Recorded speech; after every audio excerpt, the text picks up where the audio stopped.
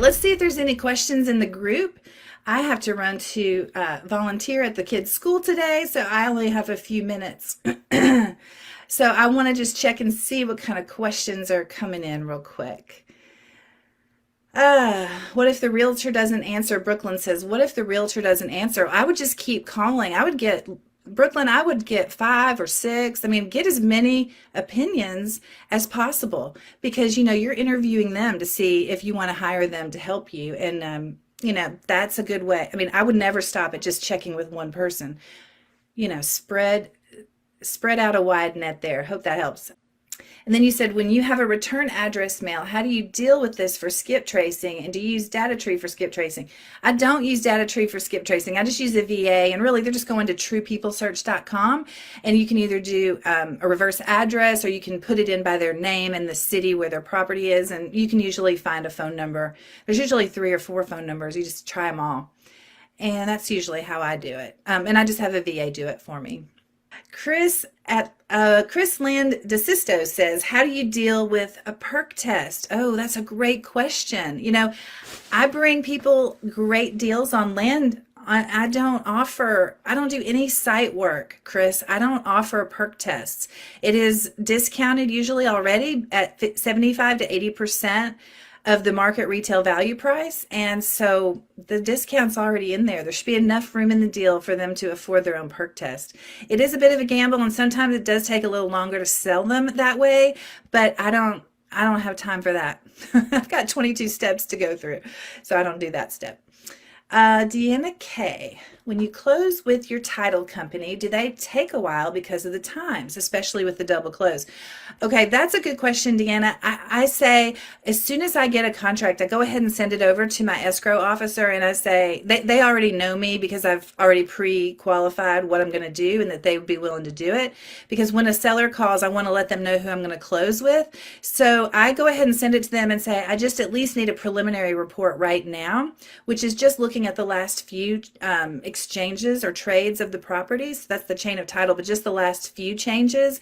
And it's a full abstract after I get a final purchase agreement from someone I'm selling to. So once I get a contract to sell the property, I go back to title again and I say, I know that you already said that the preliminary report was good, but now I'm ready to do the full thing. Usually, I mean, a lot of the title companies that are good will go ahead and do the full abstract, and they can tell me that it's clear to close before I start marketing it, because I want to make sure I can convey the property, so I do kind of hold off and wait until I get that confirmation. So anyway, that is how I do. It can take a while. Yeah, it can take a week or two, depending on what state. I know Oklahoma takes like a month, so it takes a lot longer. And in a case like that, I might go ahead if I have a pretty good idea of the situation. I might say I'm going to trust this and just go ahead and market it before I have the title back, but I very rarely do that. Because and with a double close, the main reason is because I'm simultaneously closing. So if I start marketing the property and I can't legally convey it, I really need to know that I can legally convey it before I start marketing it. Because then if I get an offer and then I find out, oh, it's in probate, that could really delay things, and that puts me in a weaker position when I negotiate. So I just want to be ready so that I can sell it as soon as I have an end buyer. All right, hope that helps. Sam asked, do I use data tree for targeting the neighbor? Yes, I do. Yes, I do. Sammy says, what is the least desirable piece of land you purchased? And did you find, where to go? And did you find that not overlooking what most do, that it worked out better for you? Oh, yes, I have had a lot of undesirable properties. I've sold properties in a flood zone. I've sold property with easements going across it. Yes, stuff that's landlocked I've sold. So yes, it worked out. I mean, it took longer to sell, but yes. I mean, there's always going to be a buyer for land. That's what I'll say. It may take a while, or maybe at a different price than you thought. So it's just good to know like what your bottom line price is and things like that. Candace says, hi, how many markets is it good to be in? How many zip codes? Well, I mean, I can't say. It depends on your goal. It depends on your budget. But I like to initially spread the mail out among many, many zip codes and counties because I don't know which one's going to hit. Then when I find one that hits well, then I go back and I mail more there. So usually I'm looking at minimum 4 to 6 counties on a mailer, but I'm sending out 3,000 a week. So, take that for what it is. Hope that helps a little. Corey Hayden. Do you think you miss out on deals by not mailing the same people more than once? I believe in the past you said you usually don't mail the same list. I normally don't, Corey, because there's just so much land out there. I've probably mailed to 15 different states, and there's just always new people to mail to. People will file away my letter and they'll call me next year. And so I'm just trying to spread it all around, cast a wide net. TT Blue's asking what exactly I use DataTree for. Well, TT, that is the data source for all of the property ownership records, and you can get that information for free from the county, but it's much more organized and in a good format. Candace, no, I've never, I shouldn't say never. I do actually have 2 commercial lots right now, but it's throwing me off because that's not my normal lane that I drive in. And so I'm trying to find a realtor actually for the commercial lots. But anyway, most of y'all who've been, watching me or been in my group for a while know that I'm going after the larger payoffs and I'm trying to do fewer deals. And I'm trying to target retail values of at least $40,000 with the goal that I'm doubling my investment. And then whenever possible, I'm using a simultaneous or double close strategy to reduce my risk. And also just to have plenty, cash flow. The key to my success is just consistent daily action. I just keep trying different things, keep trying different areas. I put the property under contract to purchase with a 6-month closing, and then it allows me to market it on the MLS. And when I find a buyer, I line up the closing of both of those on the same day or a day apart, and then just simultaneously close using transactional funding at a 5% interest rate just for a few hours, barely anything. I close twice because I am earning 100% or more return on my investment. So there's really enough room in the deal for me to justify the extra closing cost and the privacy that it affords me from the each side of the transaction. My first deal, you may have heard, it earned me 412%. The buy price was $34,000 and the sale price was $140,000.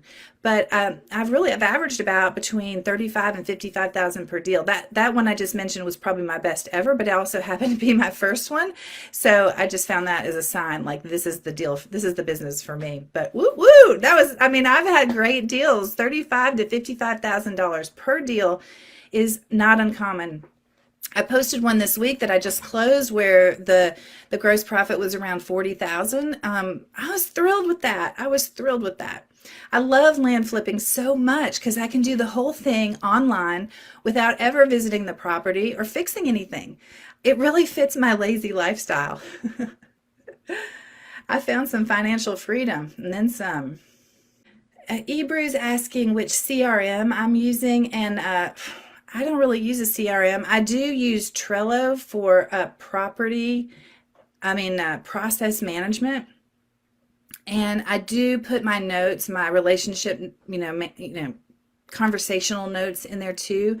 But there is nothing wrong with just using an Excel spreadsheet or a Google Drive folder because it's whatever works for you, something you can quickly throw your notes into as you're having conversations, where you can quickly access the information you need when someone calls, because you want to be talking to people and you need to remember what you talked about the last time you spoke. J. Sean Patty says, are there any states that are easier for land flips as far as the process? Yeah, there are. There are non-disclosure states that I know of that don't tell you what the property's sold for. So it's harder to find comps because you don't know what the sales price was on sold property. So yeah, that's one thing that just comes to mind right away. Okay. Corey Hayden, thanks. So you are researching new markets all the time then and marketing in counties and states that you are not necessarily familiar with. Yeah, that's exactly right. And I'm trying to talk to an escrow officer in advance of the mailing, so I understand what's allowed and what, if they'll let me do the things that I want to do. Really, it's me finding someone willing to work with me the way I want to be worked with before I mail. Okay. Sam says, how do you do all of this and keep up with the group and take care of your family and be successful with this nonstop of work? You must be a gladiator. Sam, thank you. That's very nice of you to say. I do feel like I'm spinning a lot of plates, but I have outsourced and automated a lot of my business. So I am able to do this, and I love the feeling of helping people. I've been getting some messages recently from people who I've really helped, and I tell you what, that makes the biggest difference to me. Just one little thing. If I helped you with one little thing, would you post it in the group and post it in other land groups and let people know that they can come here for help? Okay, is it Al J. Ford? Okay, says, any tips on pricing infill lots using priced for accuracy? Do you target 30% or 50%? Also, would you say builders will pay 20% of a comparable home sold in an area? Those are great questions. And I do know how to do this, Al, but I'm not doing it. That's not my business model. But I would not use priced for infill lots because I don't find they're accurate, at least the last time I checked, which was recently. I use priced only for 5 acres or higher, and I do think if you use their city pricing, it's very accurate. I would not recommend the geo pricing. And for infill lots, I would target 50% of what you saw that a builder paid in a neighbor, in this, like a comparable. Look for a sold lot like the one that you have to sell. Let's see, is that the right question? Okay, so look at the comps. Okay, look at what builders paid for empty lots and then compare it to what they sold the lot for after they put the house on it.